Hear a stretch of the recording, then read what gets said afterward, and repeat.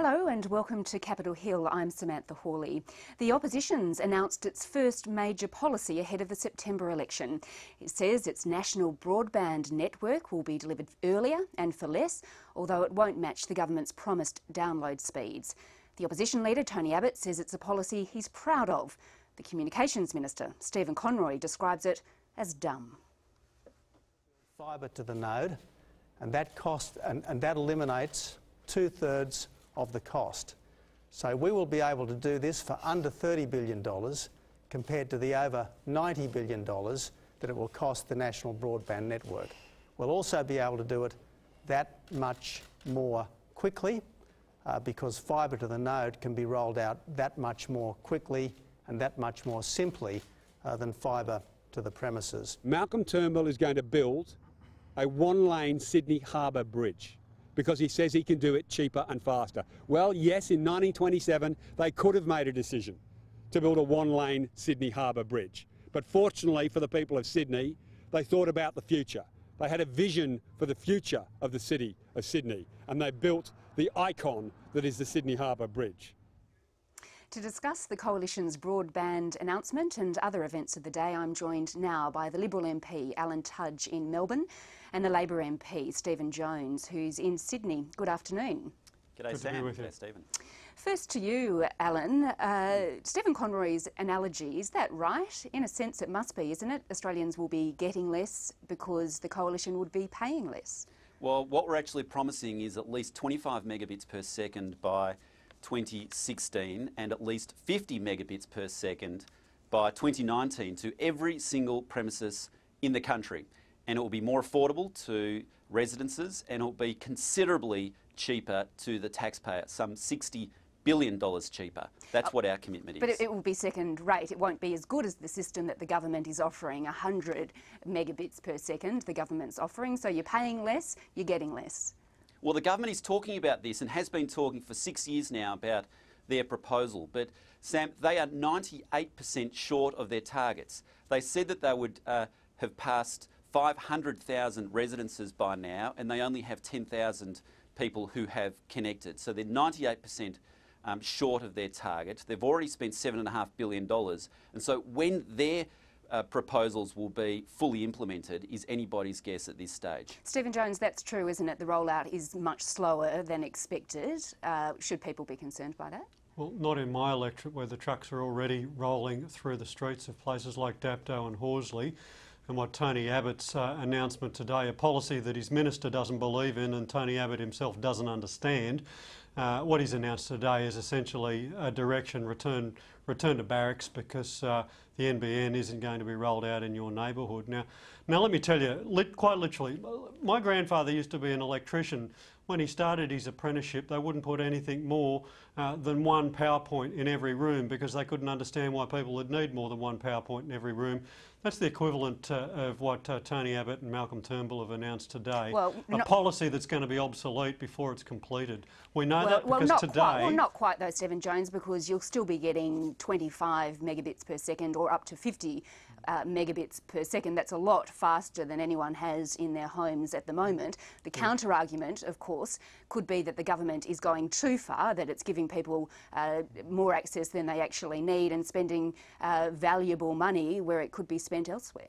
It gets back to that one PowerPoint per room argument, Sam. And here's what we know. Today, the ABS released its report on the growth in data demand, exponential in Australia. Over 1.2 million Australians already have a subscription for a data service of 25 megabits per second or greater.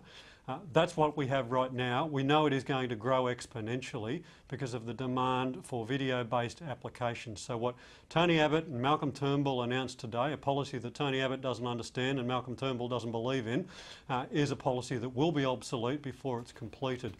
What we need, and what the Coalition at least acknowledges, that Australia wants a national broadband network.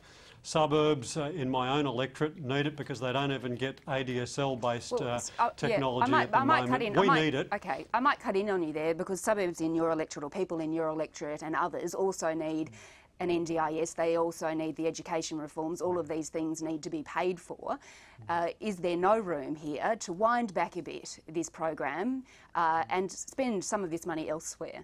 Now, let's talk. The NBN is a piece of infrastructure which will pay for itself, and it's a piece of infrastructure that is going to be put in the ground and be of use to Australians, not just now but over the next 50 years. So there's a very good argument if people over the next 50 years are going to get a benefit out of a piece of infrastructure, then they should be paying some price for the cost of that infrastructure and the rollout of that infrastructure. Nothing wrong with that at all. But there's a second problem with it. There's a second problem with the announcement today, and it goes directly to people in regional Australia. They are abolishing the universal pricing arrangement that Labor has put in place. What that means is service providers will be able to charge higher prices for people in regional Australia than capital cities. Why the National Party members are agreeing to this, I cannot believe. Right. But I tell you, we'll be fighting against it because it's not good for electorates like mine. Alan, on that point, Tony Windsor has come out against the Coalition's policy today, saying it will divide the cities from the bush again. Your reaction to that? Will that happen?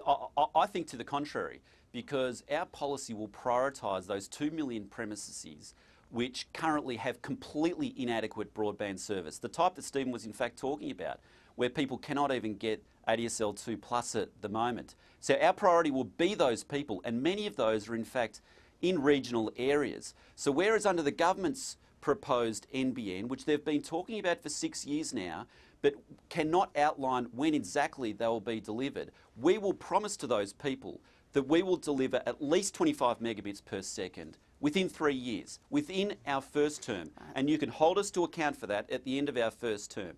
And then within a further 3 years, by 2019, at least 50 megabits per second, but up to 100 megabits per second. And furthermore, I'll take up Stephen's point about saying you're only building a single-lane harbour bridge. I mean, we are building planning on building a network which is affordable, which will deliver to most people. And in addition, it creates option value down the track so that if we need to further develop, then there is that capacity to do so. I will just ask you, Alan, lastly, because there has been some confusion. The Coalition is claiming a $60 billion saving in its policy. That's right. Well, the government estimates at the peak are $44 billion. Your plan would cost $29.5 billion. That is not $60 billion worth of savings. But a lot of the experts now are saying that the government will never build the NBN for $45 billion because it is so far behind schedule and because the take-up has been so low that some of the experts are now saying that it will be a $90 billion plus build. Because bear in mind, most of the cost is actually taking that piece of fibre from the top of your street and digging through every front person's garden, every person's front garden. That's where most of the cost is, and that's why it's blowing out astronomically. All right, well, let's move on to another issue of the day, arguably the biggest news story of the day. Of course, the former British Prime Minister Margaret Thatcher has died. She was 87. There's been worldwide comment about her death, of course, also from Australian leaders, from the Prime Minister Julia Gillard and the opposition leader Tony Abbott. Let's hear what they've had to say today. The world has woken to the news that Margaret Thatcher has died. I did want to offer my condolences to Margaret Thatcher's family. Margaret Thatcher was a woman who changed history for women. Obviously, Margaret Thatcher and I did not share a political outlook on the world, but as a woman, I am admiring of her achievements, becoming the first woman to lead the United Kingdom, the first female Prime Minister there. Margaret Thatcher is one of the all-time greats of democratic politics. She put the great back into Great Britain. She gave Britain a future as well as a past. She was a great champion of markets, of democracies, of choice, of freedom. Stephen Jones, first to you. She was loved and she was loathed, but it seems all Australian politicians are united in her death, or tribute in a sense today. Look, I don't think I could put it in any better words than the Prime Minister herself. Obviously a very important person in world history over the last century, a controversial leader, but an important leader. The fact that she was Great Britain's first female Prime Minister deserves mention and credit in and of itself. So at a time like this, it's not appropriate to be talking about the controversial aspects of her leadership. It's more important, more appropriate to be merely passing on the condolences to her family and noting the fact that she's been a very important person in the 20th century history. Alan, obviously the Prime Minister pointing out there that Margaret Thatcher was Britain's first Prime Minister, Julia Gillard is ours. Will she go down in history in the same way, do you believe?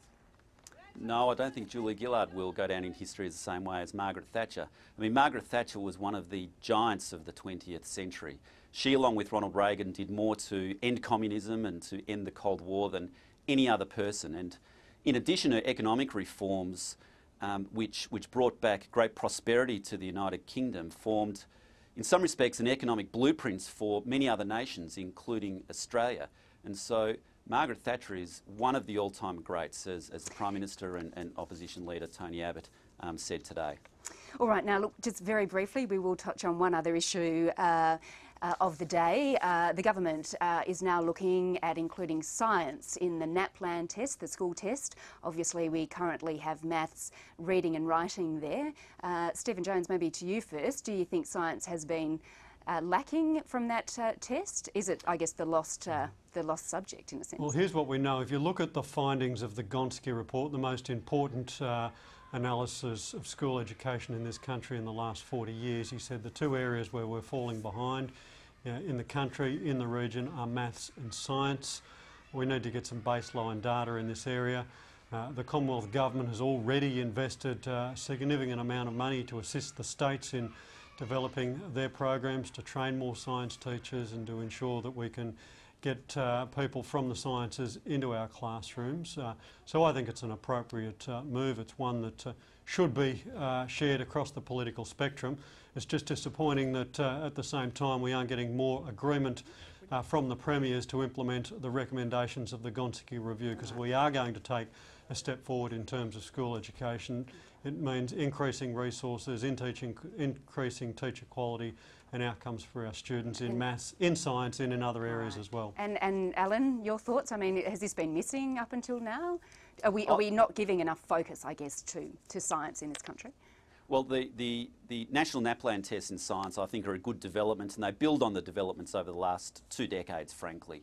Started out by Dr. Kemp in 1997. The real issue here, though, in science, I think, is the lack of students who are studying science at Year 12, which has had a considerable decline over the last decade.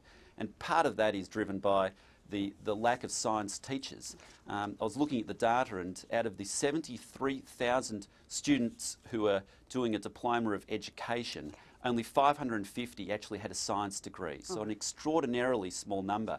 We need to be attracting more people with science degrees into teaching so that they can inspire the next generation. Fantastic. All right, well look, we will have to leave it there. We're out of time. Alan Tudge in Melbourne, thanks so much for your time. Thanks, Sam. And Stephen Jones in Sydney, thanks for joining us. Good to be with you. And that is Capitol Hill for today. We'll be back at the same time tomorrow. Until then, goodbye.